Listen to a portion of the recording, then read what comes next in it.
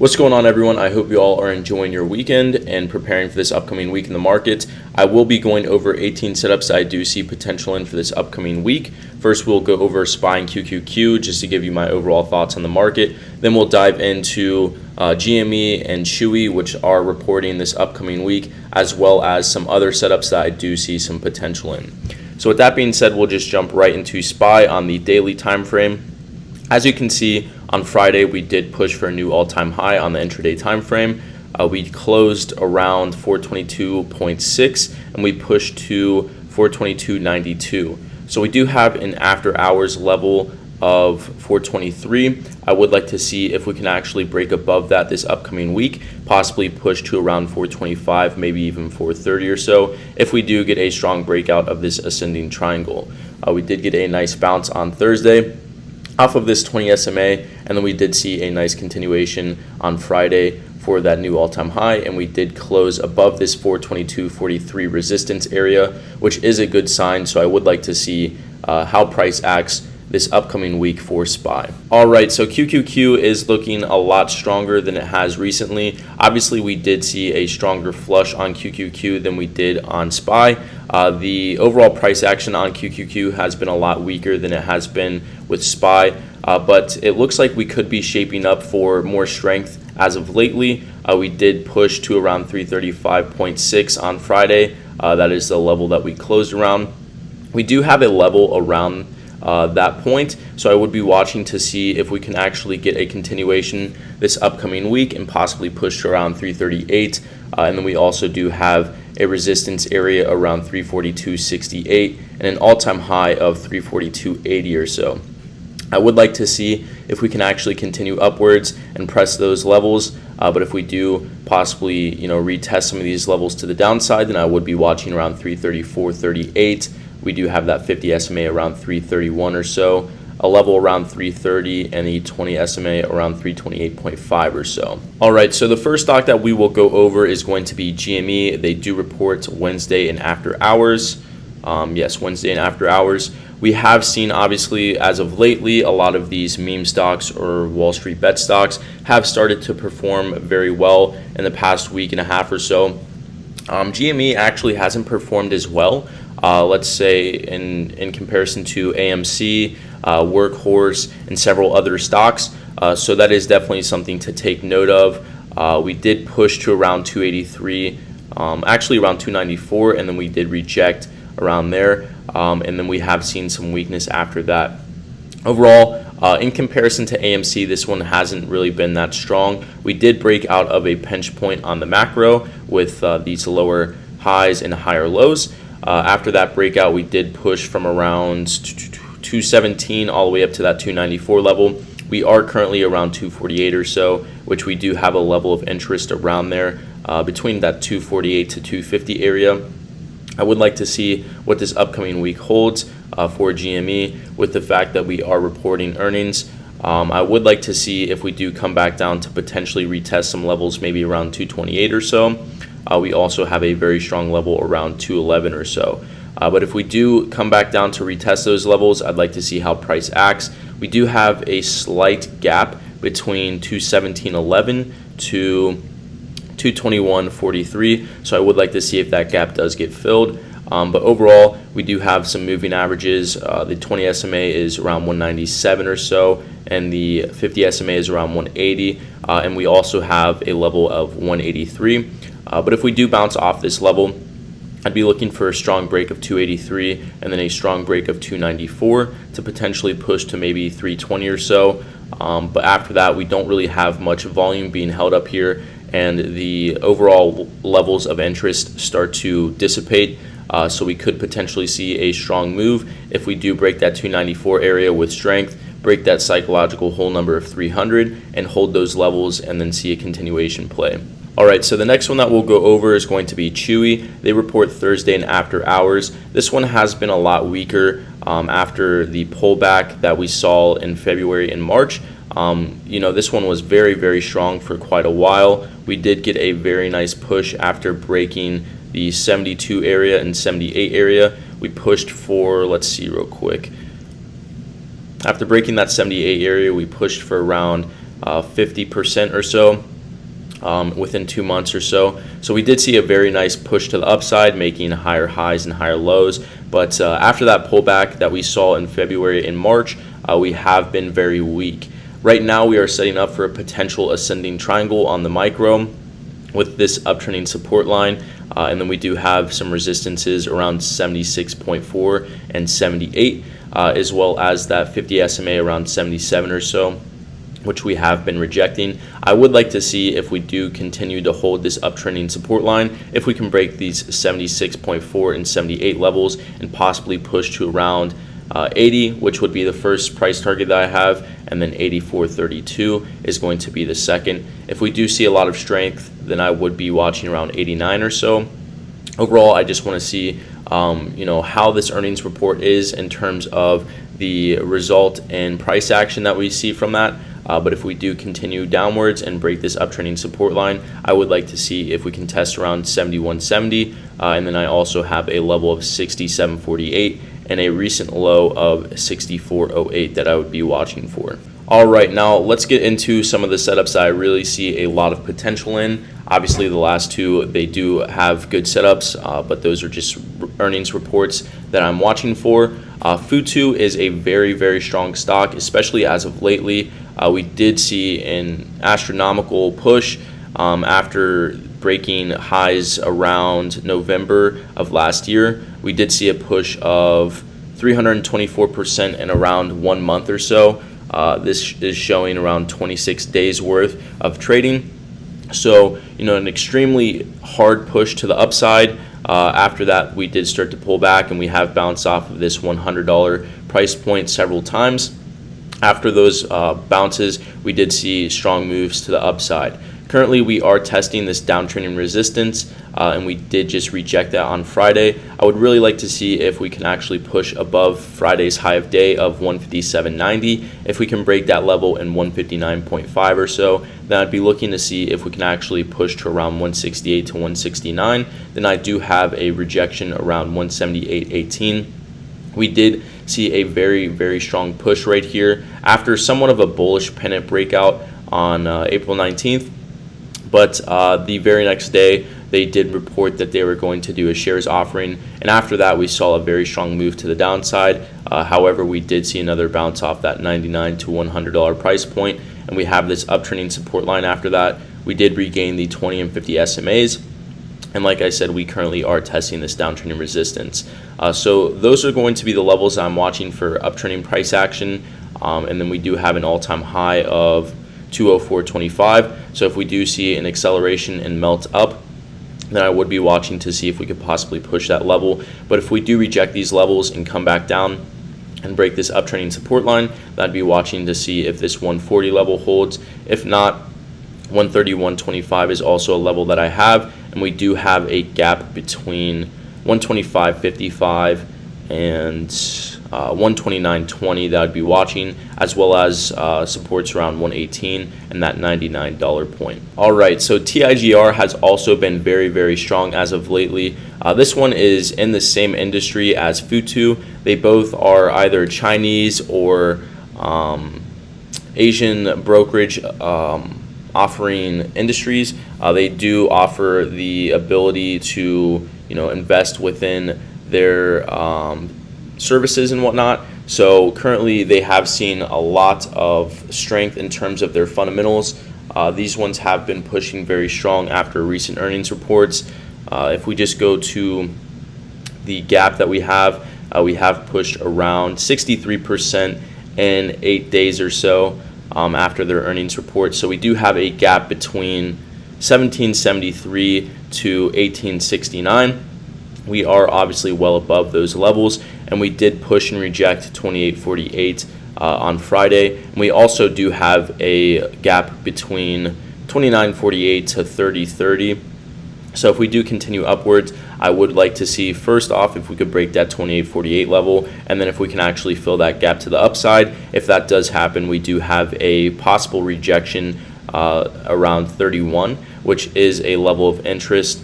But if we actually reject these levels and continue downwards, I'd be watching 24.58, which has been a strong level especially as of recently on the micro. And then I also have some levels around 2386, 2283, 2137, and 2021 or so. But overall, I'd really just like to see how this one plays out. If you are looking to trade either TIGR or FUTU, then I would be kind of cross-referencing how the price action on those two are, due to the fact that they do trade very similarly and they are within the same industry. So, that can have a very, very good converging within the price action on those two. All right, so the next one that we'll go over is going to be Tesla. Tesla does have a gap that we could possibly fill this upcoming week if we reject this resistance, this downtrending resistance right here, or this 20 SMA that is currently around 602 or so. But we do have a gap between 566.21 and around 571 or so.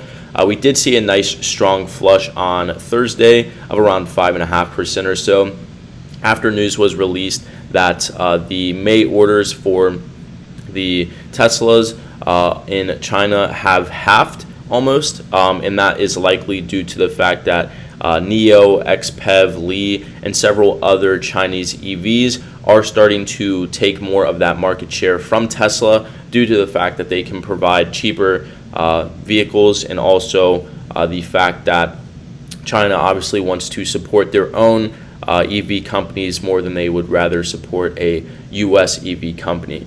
But with that being said, we did close around 600 or so on Friday, which is a level of interest. I would like to see if we can actually break that, as well as the 20 SMA, and then possibly break this downtrending resistance to push to maybe 620 to 630 this upcoming week. If we do break those levels, then I also have a level of interest around 650 or so. But if we do actually reject these levels, then I'd be looking to see if we can get a hard break of this 580 level and then fill that gap that I mentioned. And then we also do have a level around 566 that could potentially act as support, and we have a very strong level of 542, which has held up very well whenever we've came down to test it. So if we do come down to test that level, and if we do get a strong break of that level, we do have a lot of volume being held above there. So we could see that those shareholders start to sell their shares, thus increasing the supply and causing an acceleration to the downside. After that, if that does happen, I would be watching this $500 level. And we do have a gap all the way down between 412.45 to 433. Obviously, we would have to have an extreme acceleration to the downside, but this one looks like we could see that if we do get a very strong break of 542. All right, so the next one that we'll go over is going to be Boeing. The airline industry and cruise line industry has been performing well as of lately. I would like to see if we can actually get above this 260 level. Between 259 to 260 is a level that I am watching for. We have just recently broken out of a falling wedge, and after that we saw a nice push, and we have created several gaps on the way up. So if we do see a continuation to the downside, then I would like to see if we can actually get some of those gaps to fill.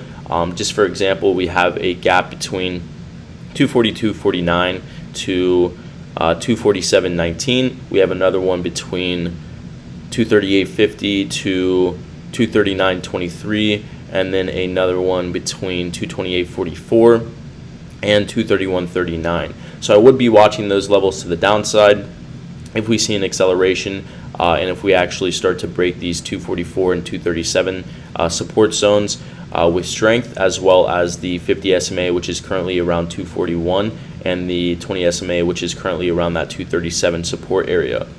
But if we actually do get some strength this upcoming week, I would like to see a strong break of 252. I'd want to see if we could regain that level and actually hold it as a support line. And then after that, I'd like to see a strong break of that 259 to 260 level.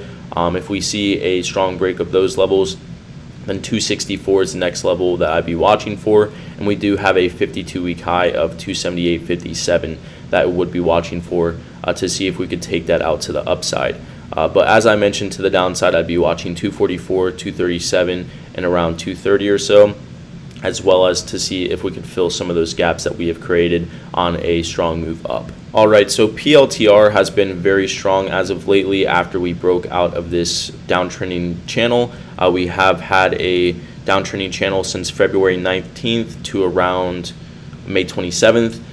We did see a nice breakout, but then we retested that breakout zone. If we do break this 240 or 2490 level, then we could potentially see a very strong move up. We are in a lot of volume shelves currently, a lot of strong volume shelves. And if we do continue to trade here, then we could see that these volume shelves do actually get absorbed, and the supply that is holding within these areas could be absorbed. And if that does happen and we break some of these levels to the upside, then we could see a nice move after all of that volume and supply does get absorbed.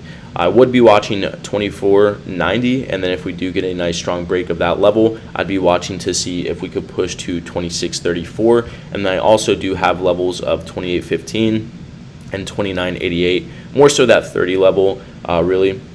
But after that, we do have a lot of volume shelves start to drop off, and we don't really have much volume being held after that. So if we can break those levels to the upside as well as 3119 or so, then we could possibly start to really push and actually regain these volume shelves as support. But if we do reject these levels, then I'd be looking to see if we come back down to around 23.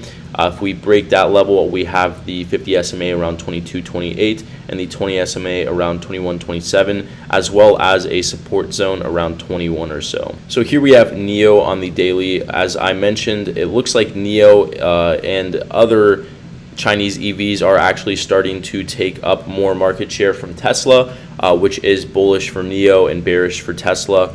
And it's bullish for XPEV and Li and other Chinese EVs. But with that being said, this one looks a lot stronger than it has as of recently. We did see a lot of weakness in May, all the way through pretty much the beginning of, or no, this is the beginning of March, all the way pretty much to the middle of May. After that, we have seen a decent bounce in regaining of the 20 and 50 SMA. We did break this downtrending resistance. We did push and reject around that 4250 area. After that, we retested that breakout point between that downtrending resistance. We also do have a very small gap to the downside between 39.76 and 39.94 or so. So a very small gap. So if we do see a continued rejection of these levels and continue down, then I'd be watching around this 39.62 level and look to see if we can actually fill that gap. But if we break this 42.50 level with strength, I'd be watching to see if we could break 43.25 or so and then push to around 45.25 or so. If that does continue upwards, I'd be watching around 48.85, and then after that, it looks like some of the volume shelves actually start to drop off a little bit. There obviously still is a decent amount of volume being held above that 48.25 level, or 48.85 level, I should say, but it does look like it does start to drop off a little bit after that level. So I would be looking to see if we can actually push those levels, how price acts around there. Especially if we do see that this one is going to be a leader in terms of the relative strength in the EV market. So on Friday, Facebook did push and reject to this 332.60 level. We do have an all-time high of 333.78. It does look like we could possibly push this upcoming week if we do break that 332.60 level. I would be watching that all-time high of 333.78 as well. If we can break that level, then I'd be watching to see if we could push to maybe 335 to 340 or so. But if we do continue to reject these levels and possibly test some of these supports, then I'd be watching around 326 and 322. If we continue downwards, then possibly watch around 320, where we do have a level of interest, as well as this 20 SMA residing around there. After that, I do have some levels around 317, 313, and 308.84. And we do have that 50 SMA around 311 or so. But overall, if we do break that 332 level with strength and actually hold it as a support, then we could potentially see a nice continuation play to around 335 or 340 or so. So Nvidia is looking like it is the leader in terms of the semiconductor industry. We have seen a very strong move to the upside. If we go over here just to look at how strong it has been, within the past 11 days or so, we have seen a move of around 30% to the upside. after breaking this downtrending channel that we were trading in. We did obviously see a nice push, and then around earnings we did start to stagnate just a little bit, and then we did see a continuation after that, and we broke that 684 or 648.42 level.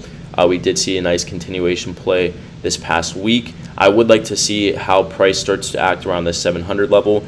Since that is a key psychological whole number, we could start to reject that level, and due to the fact that we've had such a strong move to the upside, we could start to reject and possibly retest this previous all-time high of 648. I would like to see if we do that, if we can actually get a bounce off of that level and possibly, retest that 700 level. But overall, this one's been a very, very strong name. I just want to see how the price action is this upcoming week. If we do get a continuation play, I want to see how strong that would be. And if we do get a rejection, I also want to see how strong of a rejection we would see. So here we have General Motors. This one actually did push for a new 52-week high.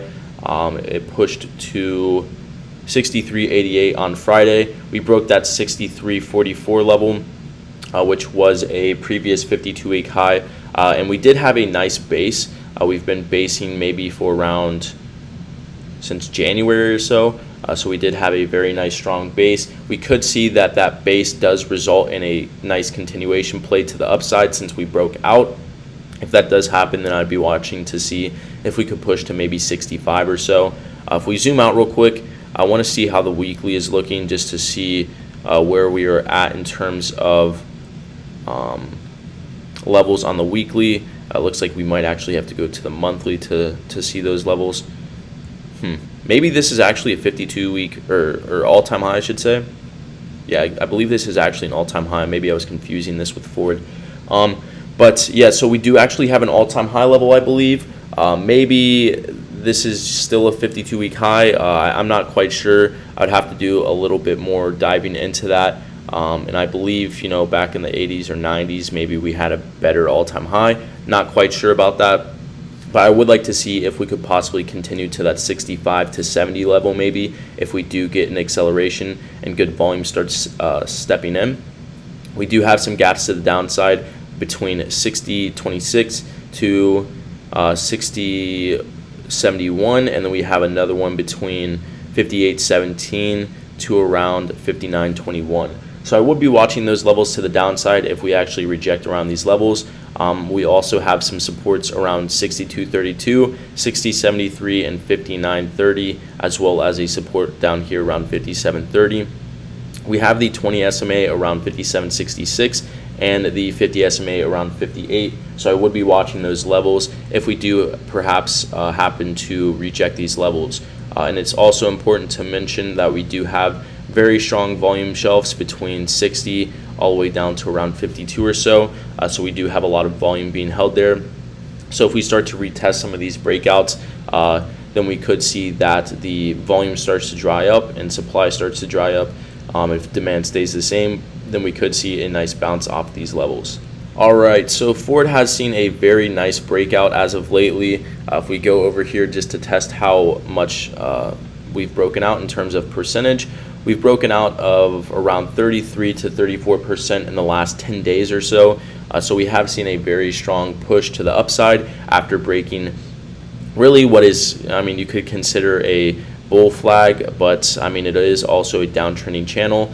We traded in that since March 5th to around May 19th or so. So we did trade in that for quite a while. We did see a nice push to the upside, as I mentioned. It looks like Ford's F-150, that is the electric F-150 or EV, that one is actually seeing a lot of pre-orders and whatnot, and could potentially run Tesla's Cybertruck give it a good run for its money.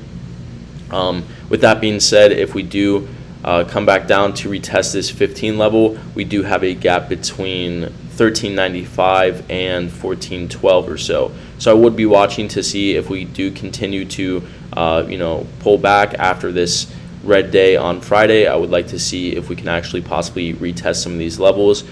We do have levels. Let me see. Let me just zoom out real quick. This actually might be a weekly. Yeah, let me go to weekly real quick.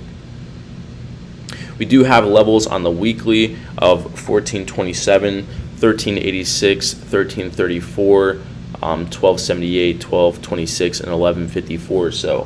So we did see a very nice breakout on the weekly. As you can see, after bouncing off this 20 SMA and breaking this 52-week high, we did see a very nice push, and we do have a level around 1660 to 1670 or so that I would be watching out for if we do continue to push. Alright, so another semiconductor name that we could possibly see push for new all-time highs is Applied Materials. We did see a nice push to around 142. We did reject that level, came back and filled this slight gap that we had between 135.63 to 135.94. After we did fill that gap, we did push on Friday and regain that 139 as a possible support. I would like to see if we can actually break this high that we had, I believe, on Monday of 142.12. If we can break that level with strength and hold that level, I would like to see if we can actually push that 52-week high of 146. If we do get a nice strong break of that level, then I'd be watching to see if we could push to 150 or so. But if we do actually give up this 139 level, then I would like to see if we come back down to test maybe around this level of 135.50, which is a level of interest. And then we also do have levels of 132.62 where the 50 SMA is also around, as well as 128.50, and then that 20 SMA is around 130 or so. So if we do continue to reject, I'd be watching those levels to the downside. Alrighty, so CPE is a oil and gas name. The oil and gas industry, as well as the financial industries, have been performing very well as of lately. I would like to see what happens with this name this upcoming week. We did push for new 52-week highs of 49.34, and then we have kind of traded between this 46 to 49 range. Since then, I would like to see if we can actually get a break of that 49.34 area, possibly pushed around 50, maybe 52.50 or so. But if we do reject these levels, I'd like to see if 46 holds up. If not, then we could possibly come back down to the 42.27 level to test that breakout zone. We also do have a gap between 39.69 and 40.05 that I would be watching for. And if that does happen, we do have the 20 SMA around 39.50 or so, as well as a support zone around 38.83 that I would be watching for as well. Alright, and the last stock that we'll go over is going to be PayPal. I actually kind of want to go over to the weekly on this one, as this one kind of clears it up a little bit better and shows a better picture. So we do have this pinch point with this higher lows and lower highs. We did break out of that this past week, bouncing off that 20 SMA on the weekly time frame. I would like to see what happens this upcoming week to see if we can actually get a push to around 269 to 270. If we do push those levels and break it, then I'd be watching to see if we could push to around 278 or so, which we did reject in April. We rejected around 277 to 278. After that, we did continue to reject this downtrend resistance. But overall, I would just want to see if we can push or if we come back down to test around 254 or so. If we go to the daily real quick, we see that if we get above that 278 level, we really start to see that volume starts to dry up. So if we do get above these volume shelves, we could see that the overall supply starts to dry up. And if demand stays the same or increases, we could see an acceleration to the upside, possibly testing these levels around 298. And then we also have that all-time high of 309.14 that I would be watching for if we can actually break that 278 level. But if we do come back down, I would like to see if we retest this 50 SMA around 256. We have had a few bounces around that area. And then we also have a level of interest around 254 or so, and that 20 SMA around 252. With that being said, these are some of the setups I see a lot of potential in for this upcoming week. It does appear, as I mentioned in the last video, that the overall market is starting to see better breakouts. For a while, we were seeing that breakouts were resulting in pushes for maybe 2 or 3 days, and then they would fake out very hard and trap a lot of bulls. But with that being said, scout for your setups, create a game plan around those setups, and execute with discipline. I hope you all have a great rest of your weekend and enjoy the upcoming week.